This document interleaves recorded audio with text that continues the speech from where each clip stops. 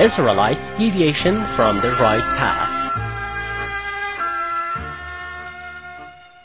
At the time when Israelites were living in Egypt and Pharaoh had complete control over them, Moses promised that after Pharaoh's death, he would bring them a book from the unique God to guide them to the right path. So God sent him a revelation through which he was commanded to go to the Sinai Mount and stay there for 30 nights, so that he would receive the heavenly book. Therefore Moses turned to his brother Aaron and said, "You, Aaron, my brother, you have to take over in my absence and take the charge of guiding people. Preach to them on the right path, and do not let them be a follower of the corrupt and the wicked." Aaron replied, "Sure, I shall do just what you said." Thus Moses left the Israelites and went to a place where he was supposed to communicate with his beloved God. There he started praying for 10 more nights, after which the great God sent him this revelation.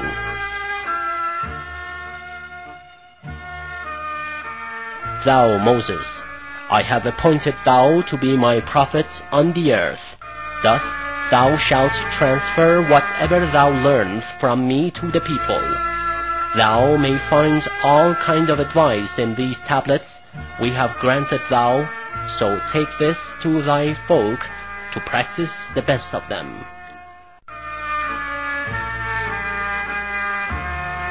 So Moses came back to his people after 40 nights, while he had the tablets on which divine verses had been carved. But when he returned back to his people, he found them busy worshipping a statue.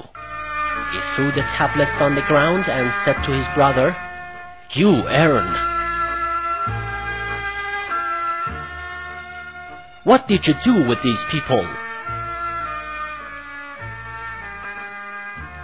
Aaron replied, "Dear brother, they turned away from my words and whatever I have preached to them, and meanwhile Samaritan made a statue of a calf from the people's gold and invited them to worship it. He said that was their God and the God of Moses."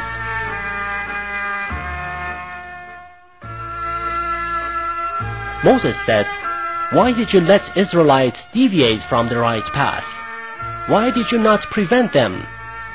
Aaron said, "Dear brother, don't be furious at me and do not put the blame on me, for these people regarded me as a weak person and did not pay any attention to my words.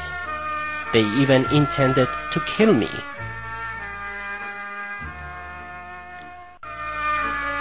Moses said, "Don't you see how they have gathered round the calf and danced, and how they turned from the God who has saved them?"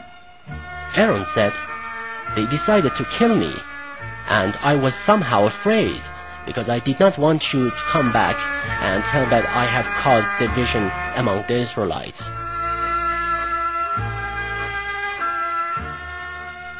Following this, Moses went to Samaritan and reproached him severely. Then he went to his people and said, "Did you not promise God to be steadfast in your faith until you will be granted the eternal bliss? Do you want God's anger to destroy you because of your disobedience and false vows and promises you gave me and His greatness?" People said, "We did not want to deviate from the path you and your God had shown us, but it was not our own choice. If Samaritan had not encouraged us to follow him and had not insisted that it was the same path you were showing us, we would have been steadfast in the way of God."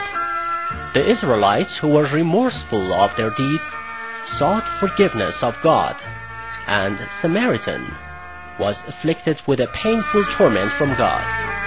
Moses threw his golden calf into the sea, and this way he destroyed even the signs of that sin.